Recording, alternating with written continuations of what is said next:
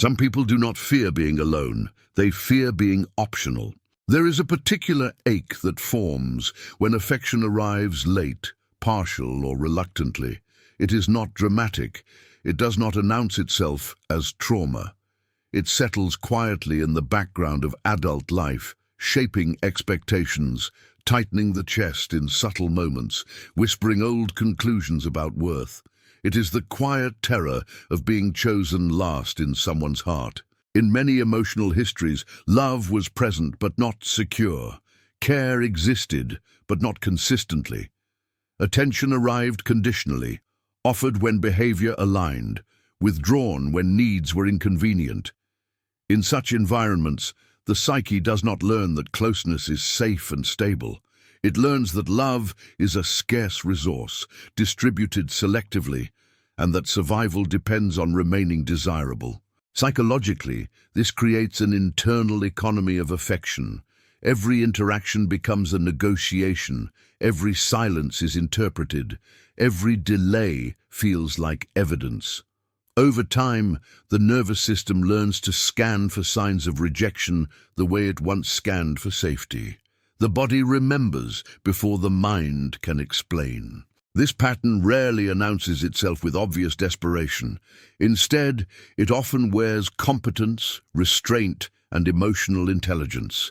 It appears as someone who waits patiently, who does not ask for too much, who understands other people's limitations.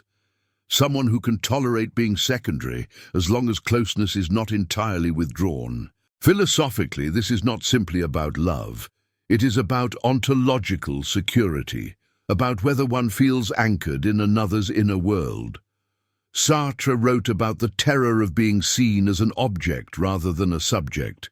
To be chosen last is to feel perpetually objectified by affection, present only when convenient, valued but not prioritized. Many adults live inside this quiet negotiation. They become skilled at reading moods, skilled at adjusting expectations, skilled at accepting partial intimacy while telling themselves it is enough. They rarely protest, they rationalize distance, they justify inconsistency, and they quietly carry the fear that asking for more would confirm what they already suspect. From an attachment perspective, this emotional structure often originates in environments where attention was unpredictable, where emotional attunement arrived sporadically. The child learned that connection required vigilance, that love could vanish without explanation, that safety depended on not becoming a burden. Winnicott wrote about the false self emerging when the child adapts to the parent's emotional needs instead of being met in their own. The child becomes manageable, pleasant, self-sufficient. Over time, this adaptability hardens into identity. The self becomes organized around being easy to love rather than feeling loved. As adults, this often appears as hypertolerance, tolerance for emotional unavailability, tolerance for asymmetry, tolerance for delayed responses, for ambiguous commitment, for affection that arrives filtered through distraction. The individual does not feel wronged. They feel expectant, suspended, always waiting for confirmation that never fully arrives. Loneliness here is not the absence of people. It is the absence of being central in someone else's emotional life.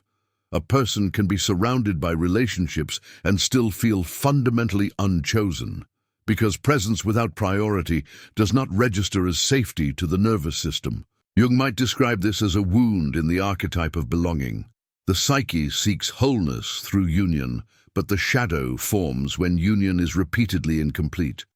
The longing for validation becomes projected outward, assigned to lovers, friends, achievements, anything capable of temporarily quieting the inner doubt.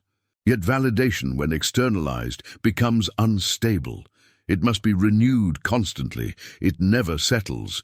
The moment connection wavers, the old terror returns. Being chosen last is not a one-time event. It is a recurring emotional position. This is why such individuals often feel oddly calm during emotional distance, but deeply destabilized during moments of closeness. Intimacy raises the stakes. If closeness is possible, then loss becomes unbearable. The nervous system prepares for collapse even while attachment deepens. Existentially, this creates a paradox. The longing for connection coexists with a fear of visibility. Being fully seen risks discovering that one is not enough when revealed in entirety. So the self reveals slowly, partially, cautiously, always leaving room for retreat. In adult relationships, this pattern often plays out with emotionally preoccupied partners, not because coldness is desired, but because familiarity is. The nervous system recognizes the rhythm. Availability feels suspicious. Distance feels recognizable. The body mistakes old pain for emotional truth. There is often shame attached to this longing. Shame for wanting reassurance. Shame for noticing inequity. Shame for feeling hurt by something that seems subtle, unprovable, too small to justify grief. After all, no one explicitly rejected them. No one clearly abandoned them. They were simply not chosen first. But trauma does not require dramatic events. It forms through patterns, through repeated emotional lessons absorbed silently over time. The lesson here is not, I am unlovable. It is more refined, more insidious. It is, I am lovable, but not enough to be prioritized. This belief organizes behavior quietly. It shapes career ambition, relational boundaries, even moral identity. Many become reliable, responsible, indispensable. They earn closeness by being needed, because being wanted feels safer than being desired. Frankl spoke about meaning emerging through suffering when suffering is understood. Without understanding, suffering isolates. The longing for validation becomes heavier when it lacks narrative, when there are no words for it, only sensations. What often goes unnamed is how early emotional scarcity destabilizes time perception. Love becomes something anticipated, never something inhabited. The present moment is rarely enough because emotional security exists in the imagined future. When commitment is clearer, when availability increases, when effort becomes mutual. And so life becomes suspended, not dramatically stalled, but subtly delayed. Fully resting feels irresponsible. Expressing need feels risky. Trust feels conditional. The self remains in a holding pattern of emotional readiness without arrival. Beauvoir wrote about waiting as a form of oppression when one's agency is deferred. Emotional waiting functions similarly. The self organizes around anticipation rather than embodiment. Identity becomes provisional, pending selection. Importantly, this is not a flaw of character. It is an adaptation, a reasonable response to early uncertainty. The psyche learned precisely what it needed to survive. The insight is not that longing for validation is excessive. It is that this longing belongs to a part of the self that never learned it could exist without performing, without accommodating, without earning visibility. To recognize this is not to resolve it.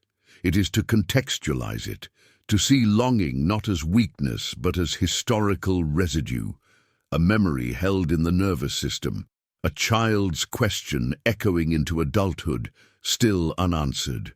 The terror of being chosen last was never about romance alone. It was about existential permission, about whether one's presence mattered inherently or only instrumentally, about whether love was something one could rest inside or something one had to maintain. Some wounds do not dissolve through effort or insight alone. They quiet when they are named accurately, when the self stops arguing with history, when suffering is no longer personalized, but understood as patterned. Not everyone who longs for validation lacks self-worth. Some simply learned too early that love was selective, that attention came with conditions, that emotional safety required strategy. And so the longing continues, not because it is unresolved, but because it once kept someone alive inside an unpredictable world. Some fears are not meant to be eliminated, only understood enough to stop confusing them with truth. The quiet terror of being chosen last does not ask for grand gestures. It asks for recognition, for language, for a story that finally makes emotional sense. Because some wounds never wanted to be fixed, only understood.